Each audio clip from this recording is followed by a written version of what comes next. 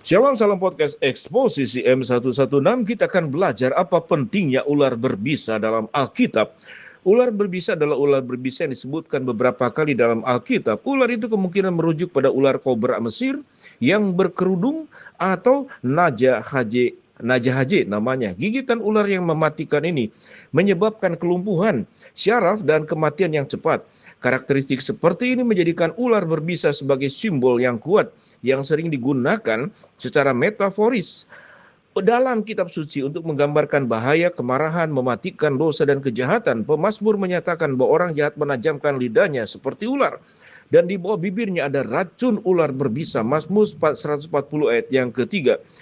Penyebutan ular paling awal dalam Alkitab ditemukan dalam Kejadian 3.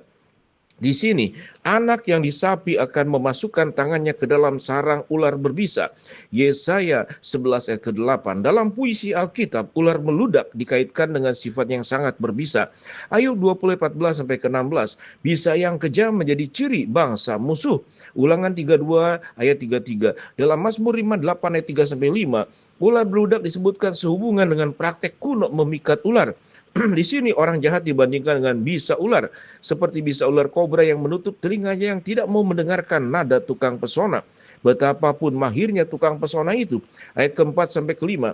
Ayat-ayat ini menekankan watak ular beludak yang berbahaya, menyamakan kejahatan dan kekeras kepalaan orang berdosa dengan karakter ular yang mematikan dan pantang menyerah.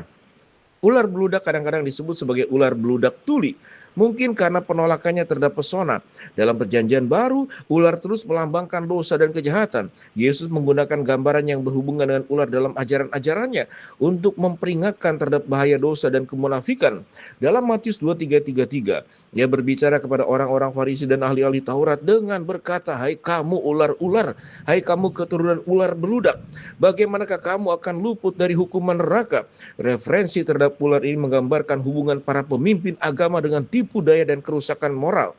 Mengutip Mazmur 140 ayat yang ketiga, Rasul Paulus memilih ular beludak untuk menggambarkan dan menjadi saksi atas kesalahan universal dari dosa dan ketidakbenaran manusia.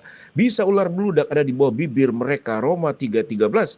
Dalam budaya Mesir kuno, ular berbisa atau kobra digambarkan pada monumen dan dipuja sebagai lambang perlindungan meskipun jarang terlihat di Israel Utara. Ular berbisa dapat ditemukan di daerah berpasir selatan yang membentang hingga ke Mesir dan Sahara. Ular yang licik digunakan oleh setan untuk menipu Hawa agar memakan buah terlarang yang menyebabkan kejatuhan manusia. Akibatnya, Tuhan mengutuk ular itu menyebabkannya merangkak dengan perutnya. Meskipun ular dalam kitab Kejadian tidak secara eksplisit disebut sebagai ular berbisa, perannya menjadikan ular sebagai gambaran penipuan, pemberontakan, dan dosa. Gambaran ini terus ada di seluruh Alkitab, menjadikan ular sebagai representasi godaan dan kejahatan yang sering terjadi. Ular berbisa dikenal karena bersembunyi di lubang-lubang gelap, di dalam tembok, ruang bawah tanah, dan di bawah kayu gelondongan yang tumbang. Yesaya menyoroti kebiasaannya tinggal di lubang dan sarang yang gelap. Anak yang menyusu akan bermain di dekat liang ular kobra. Menariknya gambaran Yesaya tentang seorang anak yang bermain dengan liang ular berbisa melambangkan kedamaian dan keamanan tertinggi dalam kerajaan Allah. Di bawah pemerintahan Mesias di sini, kebaikan ular berbisa melambangkan pemberantasan bahaya dan penegakan kedamaian ilahi. Gambaran seorang anak yang bermain dengan aman di dekat ular berbisa menyampaikan kekuatan transformatif kerajaan Allah, di mana bahkan ancaman yang paling berbahaya pun dapat dinetralisir. Kerongkongan mereka seperti kubur yang menganga, lidah mereka menipu. Sepanjang sejarah kekristenan, ular beludak telah mempertahankan signifikansi simbolisnya.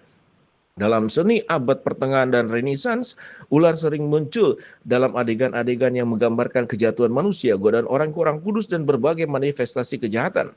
Gigitan ular berbisa yang mematikan berfungsi sebagai pengingat akan konsekuensi dosa dan pentingnya kewaspadaan terhadap godaan. Itulah kita membahas tentang ular berbisa di dalam Alkitab. Shalom.